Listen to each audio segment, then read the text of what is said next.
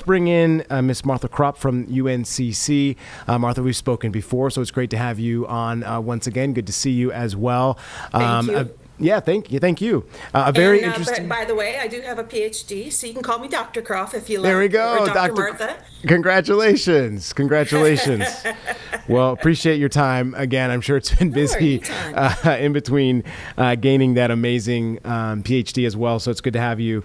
Talk a Yes, little bit about what you were looking for tonight, Martha. Obviously, we've talked about the Senate race, a number of other District 12 with Alma Adams, the sheriff's race here in Mecklenburg County. But that Senate seat could really have a big impact on not only the midterms, but of course how legislation, I guess, goes through the entire United States and Congress over the next 2 years as well, depending on what we see between Roy Cooper and Michael Whatley, right? You're absolutely right. Your analysis is spot on. That Senate race is going to have a fairly large effect on probably all of the other Democratic races in the state of North Carolina and Republican races, anything all the way down the ballot. I think that's definitely something we're going to see. And of course, I'm sure that you all have talked about that you expect Roy Cooper to win and Michael Whatley for the Republicans to win his primary as well. What I look for in this, even though a lot of observers are saying it's pretty mostly obvious who's going to win, what I was looking for is how big a turnout and number of voters that are actually turning out for this primary to cast their ballot for Roy Cooper now to really give him that endorsement now. But the next thing that and of course Michael Whatley is the same, but I think that the Democrats are watching this way more closely because they view North Carolina as one of those races where we're going to see a possibility of flipping the Senate. One of probably, four different races that the Democrats are watching, especially careful. And so, yeah, and in the Senate's especially important. Of course, the House is as well. Some things to consider, well, they would be less likely to pass things that Trump would pass if Roy Cooper were to win the race in November. Also the Senate has a role in things like removing someone from office. So it's definitely one we're watching. But of course, I don't know that Alma Adams folks are too concerned about her tonight. But of course, you're always watching that, along with the fact that across the state of North Carolina, we're working with new maps for Congress. Also, I will point out that even races like Reverend Sadler and Carla Cunningham is one that many are watching. Sadler really painted his legislative district. He was out a lot, and so was Carla Cunningham. I don't have data on how much they spent, but I know that they painted their district just blue with flyers for this particular race. So that's one, of course, to watch. And Gary McFadden, I think experts, most would say he's likely to win. Right. But, anything can happen around here.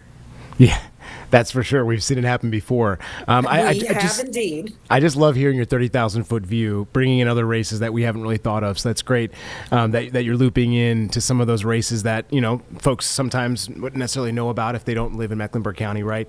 I think it's interesting. You talked about, fundraising and the amount that's going to be spent. And we had talked a little bit about the political ads that we are going to see over the coming months. I know folks are not looking forward to that. But what does the increased spending, specifically in the Senate race, mean as we go towards the midterm elections? I mean, more money, billions could be poured into this. And you kind of pointed out yourself, the stakes are high here, right? Mm-hmm. Definitely. As you point out. Sure, I heard one report, something I read on Politico and some other places, they're thinking maybe between 600 and 800,000 or $1 million spent in the state, which would totally break the record that was set in 2022 for the Georgia Senate race, which included the runoff. So yes, there's going to be a lot of spending, and they are both working the phones and having their supporters work the phones for this race.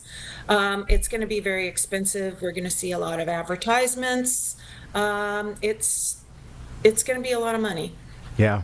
Yeah, Dr. Kropf, I got to ask you, because it's been interesting to see, right, how some individuals, specifically based off the recent events, have tried to distance themselves from the president. And obviously, it seems as Mr. Whatley is not doing so, right? It seems like that endorsement from the president has really helped him shoot him above, Margot Dupree and Richard Dancy and Donald Brown, even as the leading candidate on the Republican and side. Michelle Morrow too, right? Yeah, that all too. Of these are, some of them are Michelle Morrow's well known, right? Right, In the state.